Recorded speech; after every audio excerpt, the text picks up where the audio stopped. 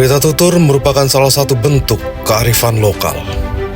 Tradisi menuturkan peristiwa sejarah sudah lama diperkenalkan oleh leluhur kita sebagai sebuah bentuk kekayaan budaya. Oleh karenanya, cerita tutur atau folklore yang disampaikan oleh kakek nenek kita maupun para sesepuh atau bini sepuh itu sudah ada sejak dahulu kala dan secara turun-temurun terus dituturkan dari generasi ke generasi hingga kini. Oleh karenanya, sumber sejarah tidak hanya bersumber dari data tekstual seperti prasasti maupun susastra, sebab cerita tutur juga termasuk di dalamnya. Masyarakat Cani, Handisari Sambeng, Lamongan, punya cerita tutur mengenai Raja Airlangga. Hingga kini masih mempertahankan dan melestarikan tradisi tuturnya. Tentunya hal ini semakin memperkuat bukti bahwa prasasti Cani memang berasal dari sana.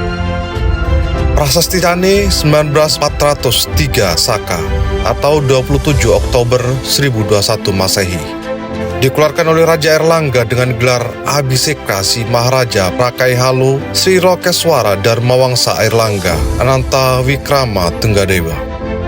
Prasasti yang dibubuhi tanda kerajaan Garuda Muka ini merupakan prasasti pertama pada masa pemerintah Raja Airlangga. Prasasti Cane berisi tentang pemberian anugerah status sima kepada desa Cane atas dasar rasa simpati raja kepada rakyat Cane yang bersedia menjadikan desa mereka sebagai penepi kulwan atau benteng tepi barat dari batas kerajaan Airlangga. Prasasti yang disimpan di Museum Nasional dengan nomor koleksi D25 ini masuk pada fase konsolidasi, yakni fase di mana pemberian anugerah sima kepada desa tertentu karena jasa masyarakat dalam membantu raja pada saat peperangan. Menurut cerita tutur masyarakat Cani, dikisahkan bahwasannya Airlangga adalah seorang lelono atau pengembara. Di suatu hari dalam pengembaraannya, Airlangga pergi menyeberangi Sungai Brantas untuk menuju desa Cani. Dalam perjalanan ke Cani waktu itu, diceritakan pula Airlangga melewati sungai yang bernama Dung Bedes.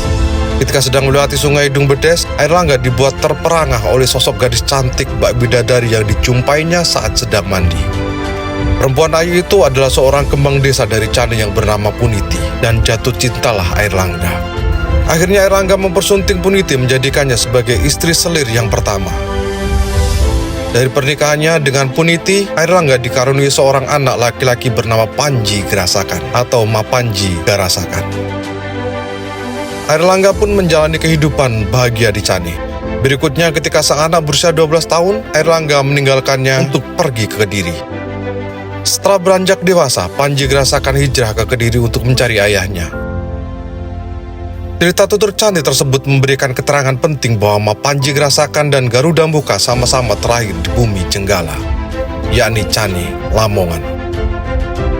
Mungkin inilah jawaban mengapa seluruh prasasti yang dikeluarkan oleh Raja-Raja Jenggala di dalamnya terdapat tanda kerajaan Garuda Muka, yaitu lambang atau cap kerajaan Airlangga.